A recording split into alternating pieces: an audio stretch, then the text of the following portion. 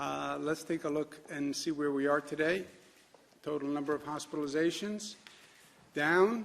That's the way we like to see it. Rolling average down. That's the way we like to see it. Change in intubations down. That's the way we like to see it. Number of new cases up. We don't like to see that, but it's only up a tick. And again, these numbers tend to bounce, but it's been a slow decline. There's no doubt about that. And you see there's been several plateaus in the decline. We are very curious to find out where that number winds up, how low the new cases go. We've done a lot of research, as you know. Those new cases mostly coming from people who are at home.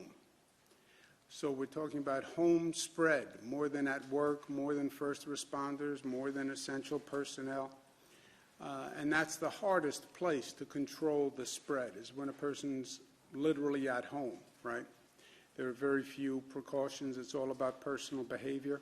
But that's where those cases are coming from.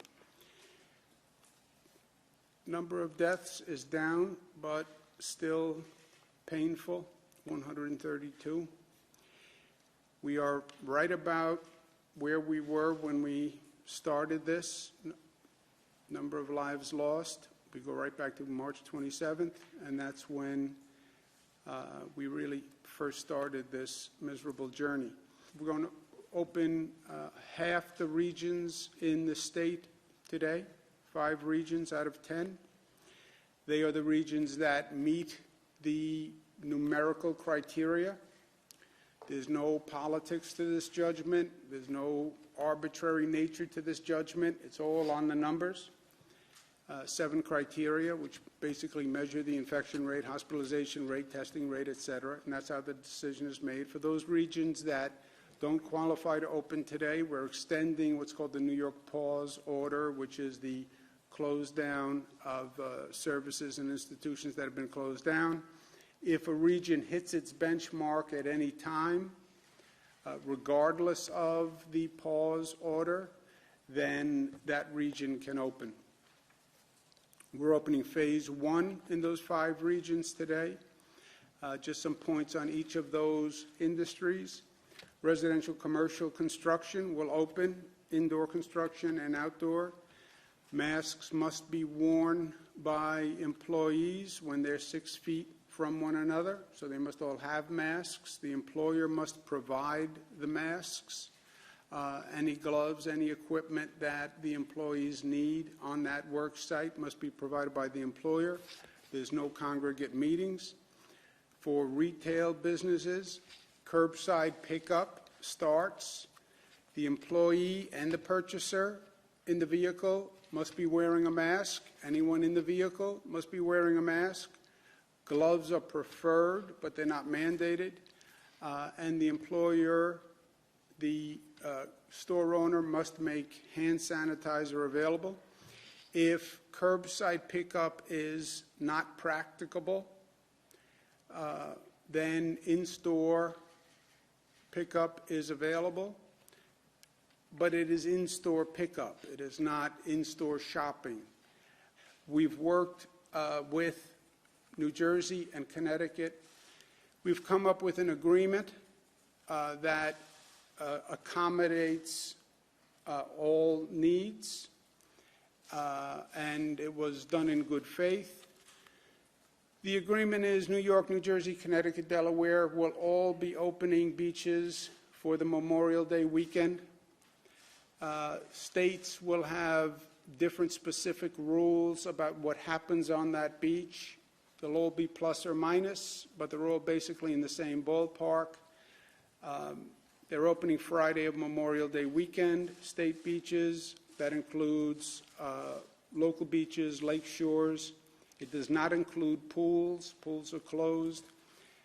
But no more than 50% capacity, and that'll be done at parking areas, entrance areas, exit areas, et cetera.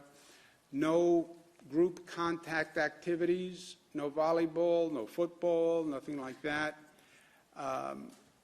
Areas of social gathering will be closed, picnic areas, et cetera. Playgrounds, pavilions, arcades.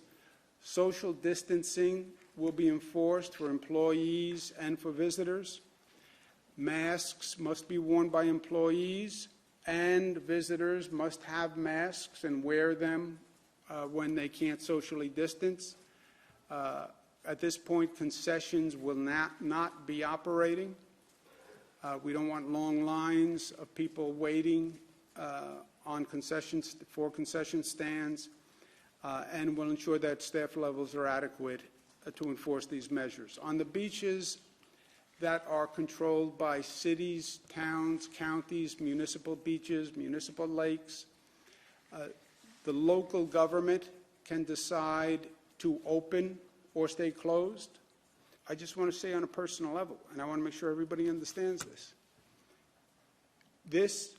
The facts here have been changing, and the facts have only been getting more negative. This started that it was only going to attack vulnerable people, seniors, people with comorbidities. I was speaking to a doctor today about a young person who passed away of a stroke from COVID. No underlying conditions, nothing else. It was a stroke, no respiratory illness. Well, what happened? Well, apparently the virus can affect the heart and the liver and other organs besides the lungs, and we didn't know that. Children weren't going to be infected, except now we're studying 100 cases where children are in fact affected by the virus, and some of them very serious. And that 100 cases, I'll wager that's going to only go up, and it's going to be much more widespread than anyone thinks. So the amount of personal responsibility here to keep oneself safe, to keep one's family safe, I cannot stress highly enough. Do not underestimate this virus, and do not play with this virus. Hi everyone, George Stephanopoulos here. Thanks for checking out the ABC News YouTube channel. If you'd like to get more videos, show highlights, and watch live event coverage, click on the right over here to subscribe to our channel, and don't forget to download the ABC News app for breaking news alerts. Thanks for watching.